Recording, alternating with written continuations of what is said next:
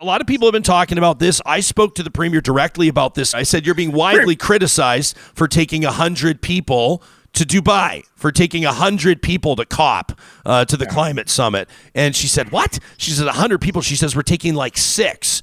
And I said, well, who are you taking? And she says, well, it's me, it's Minister Schultz, it's my, executive director of COP, whatever. She goes through it. Since I shared that last week, a lot of people are coming at me and saying, no, here's the list. Here's the entire Canadian delegation. So I'm not going to read through the whole list of 100, but here's like who's represented. I'm not going to say people's specific names. You can find this spreadsheet or whatever this is anywhere online. But like these are where these people are from, okay? So you've got like Invest Alberta, Innotech Alberta, Métis Nation of Alberta, Alberta Securities Commission, Alberta Innovates, Alberta Industrial Heartland Association, Alberta Indigenous Opportunities Corporation, Emissions Reduction Alberta, and the list goes on. Yada, yada, yada. Yeah, there's Premier's office. There's some sheriffs there, obviously providing protection for the Premier. Her husband is there, which I know is, a lot of people are getting pissed off at.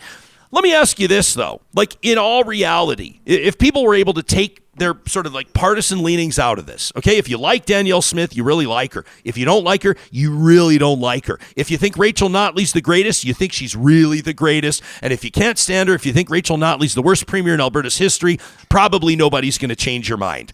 But let me suggest this. If Rachel Notley was taking 100 people, or if Alberta was sending a delegation of 100 people to Dubai for COP, the message from the left, from the progressives, would be, look at this. Alberta's, Canada's energy capital. And Canada's energy capital is taking climate so seriously that we're sending 100 people to COP to send a very clear message. We're investing in the future of industry in light of what needs to happen around a meaningful response to climate change.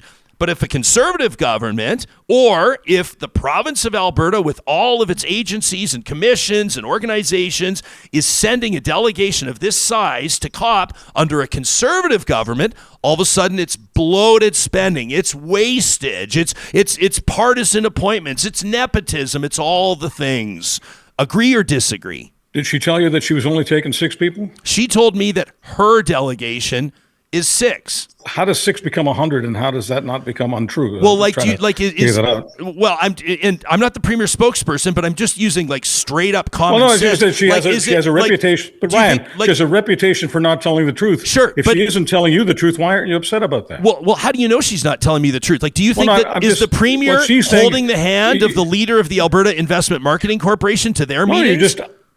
I'm just asking questions here. Are all of those people that you mentioned on the list, and that's just a small part of it? Yeah. Are they getting a freebie, or are they attending on their own dime? That's my simple question. I would imagine that, if you're there with the Alberta Indigenous Opportunities Corporation, you're going there under your budget. I asked the Alberta's official opposition health critic, David Shepherd, to his face at the same event. I said, who's the official opposition sending to COP? He says, we can't afford that. I said, what do you mean you can't afford it? He says, well, it's not a priority. He says, based on our budget, it doesn't make sense. So the NDP could have sent people to COP, but they chose not to. Is that Danielle Smith's decision? No, it's Rachel Notley's decision. I would just like to find out how many people on that list are being paid by the Alberta government. Is the Alberta government picking up the freight for them, whether it's hotels and transportation? I just don't know.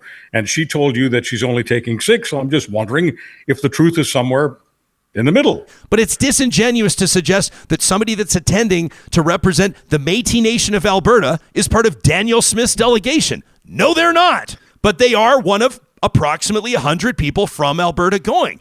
And if people don't like the list, then you tell me, should Alberta not be sending representatives to COP? If Alberta's not sending representatives to COP, then what's the message? Alberta doesn't care about climate change. I'm just curious about whether or not the public is paying for it, whether Danielle Smith calls it her delegation or not. Who cares? I think it's a lot of money if the public is paying for it. Why don't we all of a sudden care about that? For years, we've been talking about the public picking up the dime, and now all of a sudden it doesn't matter. So we don't think that we should be sending representatives to international climate change conferences? That's not my point at all. My point is she told you that she's only her implication was that she was only committed to taking 6 people. And I think she's probably taking a whole lot more than 6 people. And I think some of those names are on the list. I just think that there's a lot of hypocrisy from people here that if Rachel Notley was taking a big delegation, they would think it was awesome. I'm not disagreeing with you. I am just getting a little tired and maybe a little sick and tired of being tired of constantly hearing Danielle Smith trimming. She gave you the impression that her delegation consists simply of 6, implying that the provincial government is only paying for 6. And my hunch, based on what you're telling me and what the list is that Albertans are paying for a lot more than 6. Should Albertans be going to a climate conference? Of course they should. If the NDP were in government, they would be probably taking just as many people, and they would be crowing about it as precisely as you said.